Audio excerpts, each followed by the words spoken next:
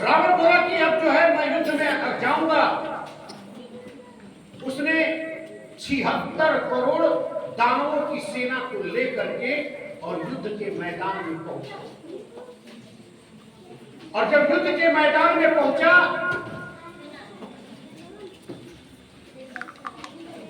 तो उसने अपने धनुष के टंकार को खींच करके जो आवाज किया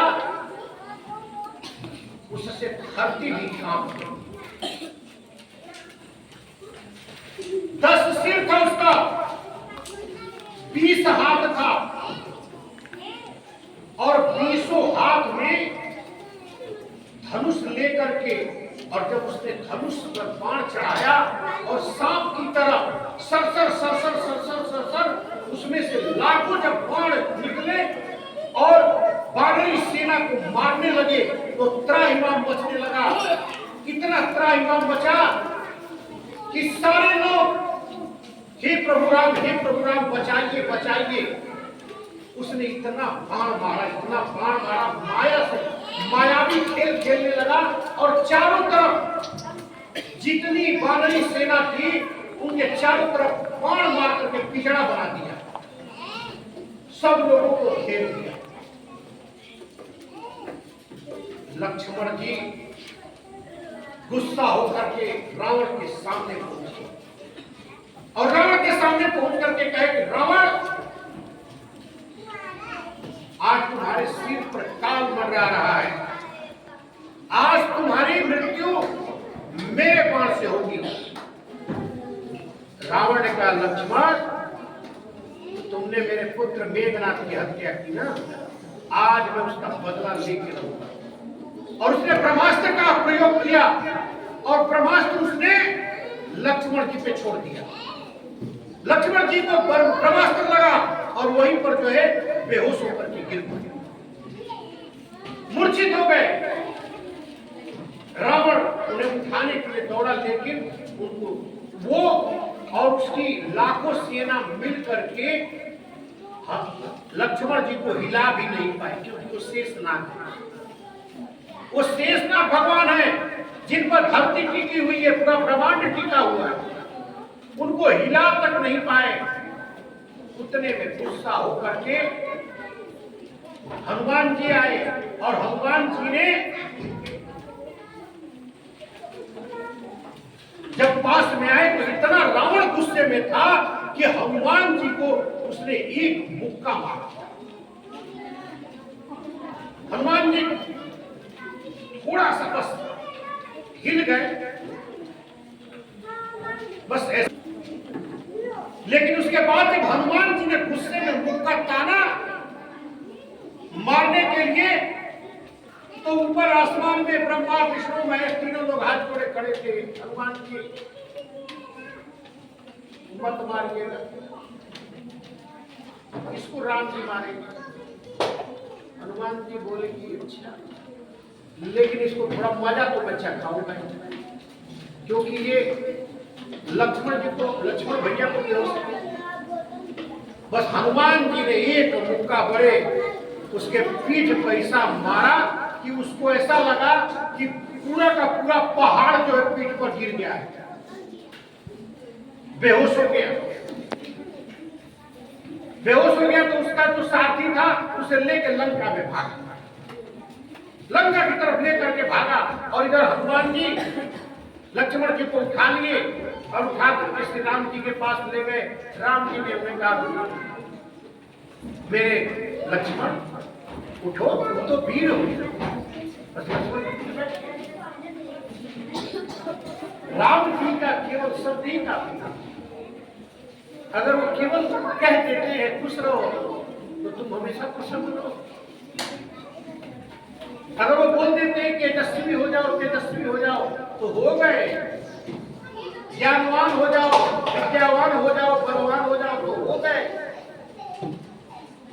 रावण के ऊपर जब मूर्छा टूटी रात में, देखा कि मैं तो महल में हूं। बोला कौन लाया महल में जी मुझे? साथी बोला कि लंकेश मैं लेके आया हूं। हनुमान जी ने आपको जब मुक्का मारा था तो आप मूर्छित हो गए। तो एक बात तो है, राम की सेना में अगर कोई सबसे बलवान है हनुमान। पहली बार मुझे महसूस हुआ कि हाँ जो है हनुमान में कितनी ताकत है। काले चलो के जब लेकर के गए तो इस बार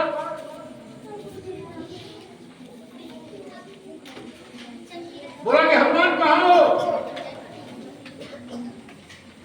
हनुमान जी ने उसके सामने आकर के अपना पूंछ जो है आगे बढ़ाया लपेटने के लिए, तो हनुमान जी के पूंछ को पकड़ लिया।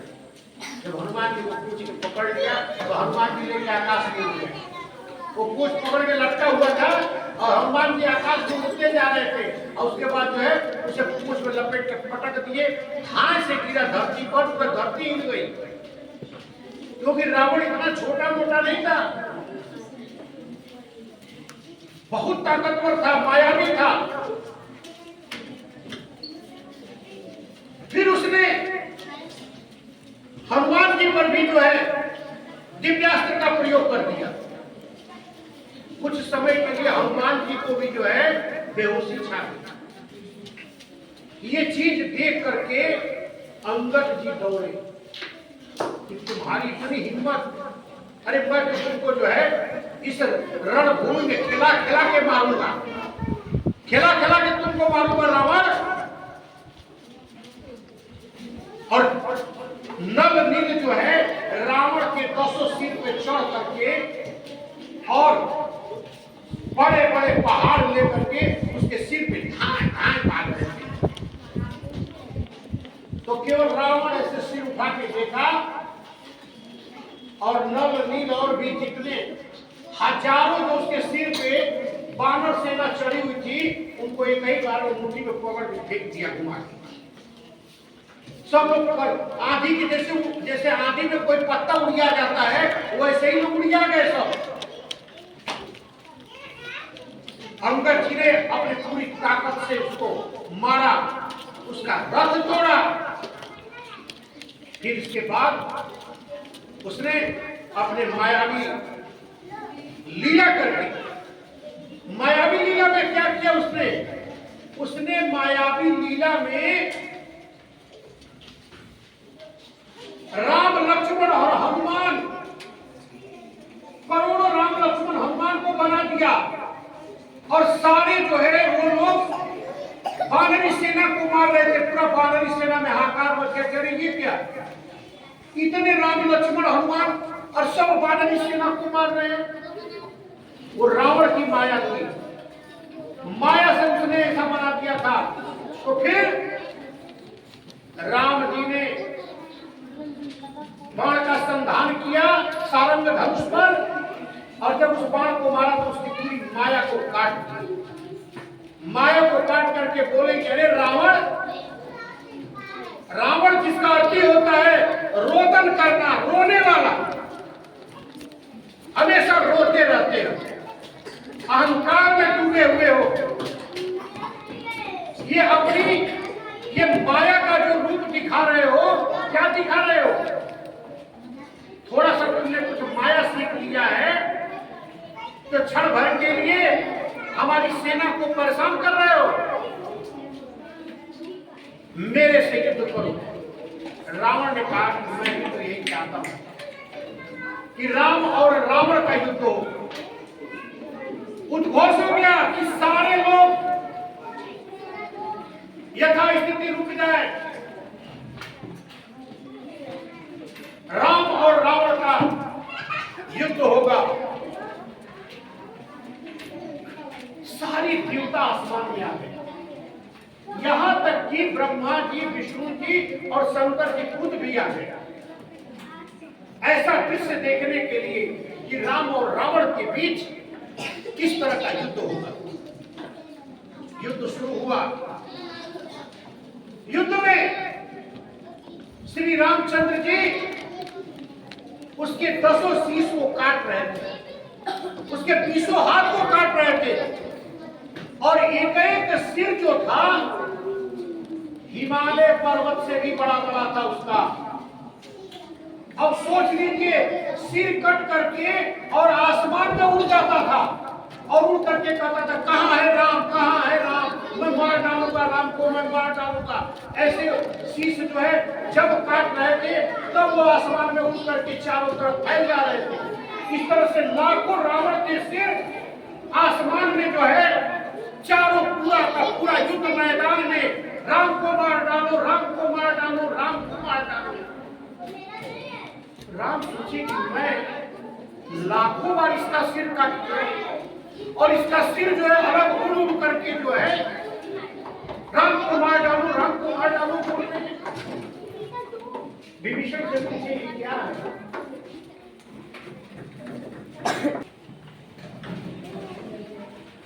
और अभी ये युद्ध के मैदान से गायब भी हो जाए और जा करके ये अजय होने के लिए यज्ञ करेगा, और अगर अजय हो गया तो फिर इसको मारना मुश्किल हो जाए। देखते देखते रावण वहां से गायब हो गया और महल में जाकर के यज्ञ करने लगा।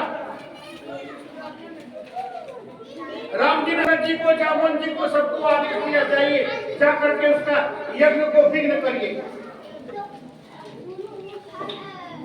अब जो है वो भी जो है मायावी देवी का यज्ञ कर रहा था वहां पर, और उस यज्ञ में भैंसों को काट काट कर उनका खून चढ़ा रहा था।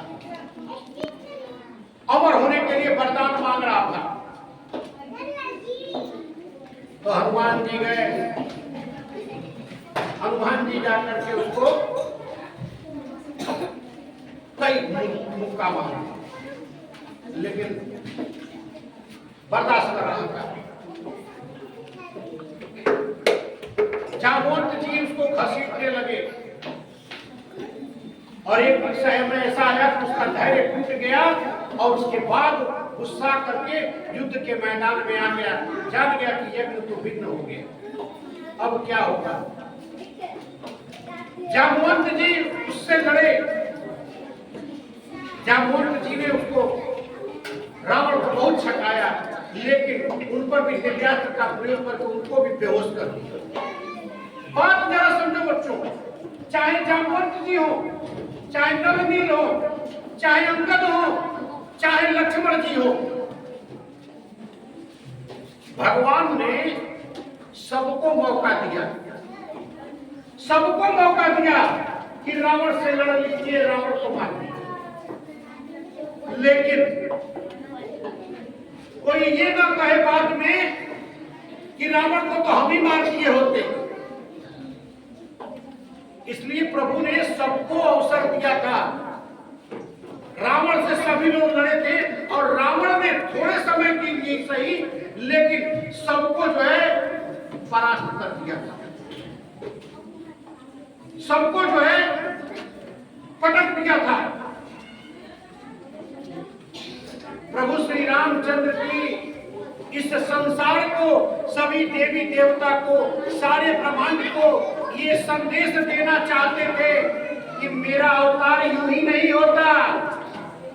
रावण जैसे बलशाली को मारने के लिए इस अखिल विश्व के स्वामी को जन्म लेना पड़ता है, अवतार लेना पड़ता है, तब जाकर के ऐसे आताताई का अंत होता है।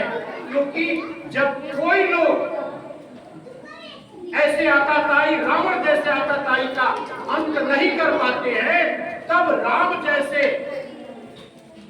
श्री हरि का स्वरूप राम अवतार लेकर के और उस आताताई का अंत करते हैं। तो बच्चों, ये बात ध्यान में रखना कि रावण से कोई जीत नहीं पाया था।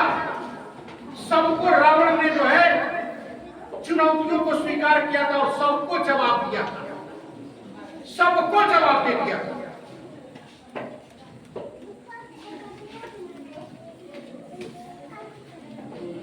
लेकिन उसे ये पता था, रावण को ये पता था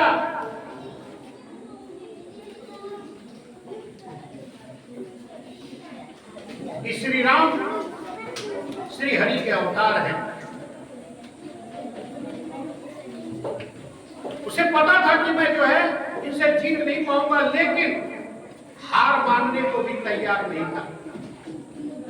उसने श्री रामचंद्र जी पर दिव्यास्त्र चलाया। रामचंद्र जी उसे बीच में काट दिया।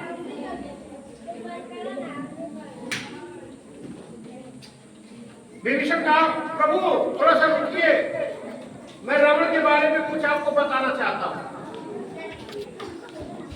रावण बोला है, विभीषण चिंता रहोगे तब मैं बताओगे, लो पहले मैं तुम्हारी सेवा पूरा कर देता हूं। उठा के दिव्यास्त्र चला के मार दिया विभीषण को ही। जब विभीषण को मारा तो तुरंत श्री रामचंद्र जी विभीषण के आगे आ गए और आगे आकर के अपने सीने पर वो दिव्यास्त्र को उन्होंने सह लिया।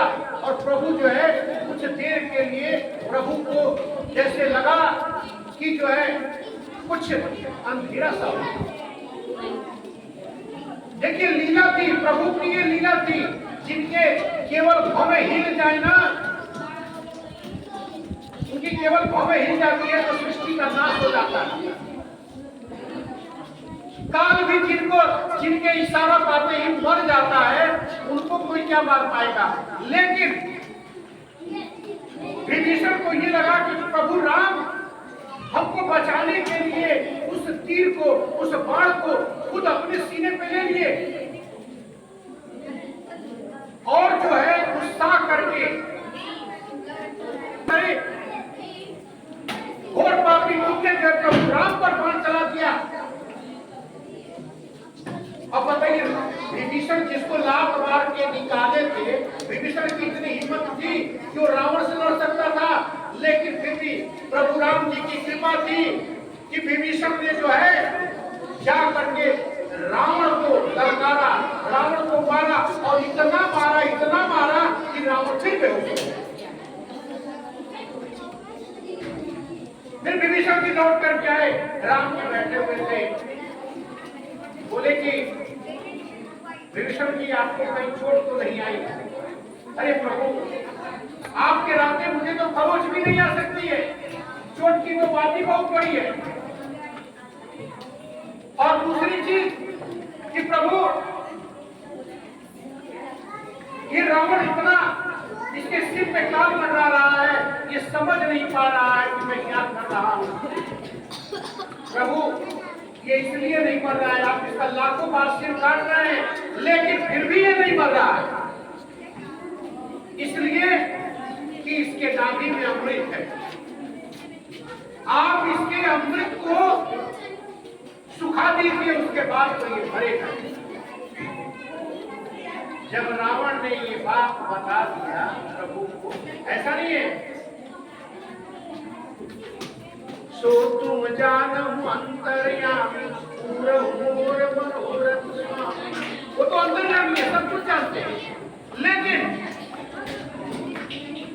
जब विभीषण ने कह दिया, तब प्रभु श्री रामचंद्र जी ने अपने सारंग धनुष पर 21 बाण चढ़ा दिए।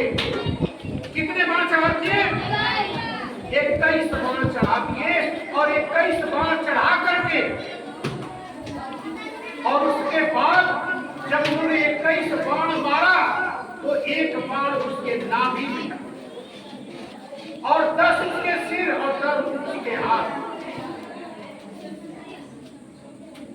रावण का सिर कट गया, हाथ कट गया और उसके नाभि में जो अमृत था वो सूख गया और उसका पूरा शरीर, खाली शरीर था, सिर नहीं था, लेकिन वो भी आगे बढ़ रहा था, राम मैं तुमको मार डालूंगा।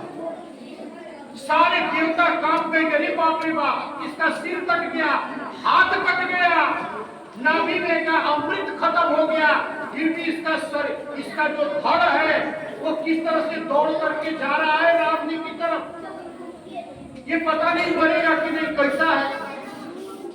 तब प्रभु श्री रामचंद्र जी ने एक बाण फिर खींच करके मारा और उसके शरीर को 2 भाग में चीर दिया और उसका शरीर जैसे लगा कि हजारों हिमालय पर्वत के बराबर दोनों तरफ ऐसे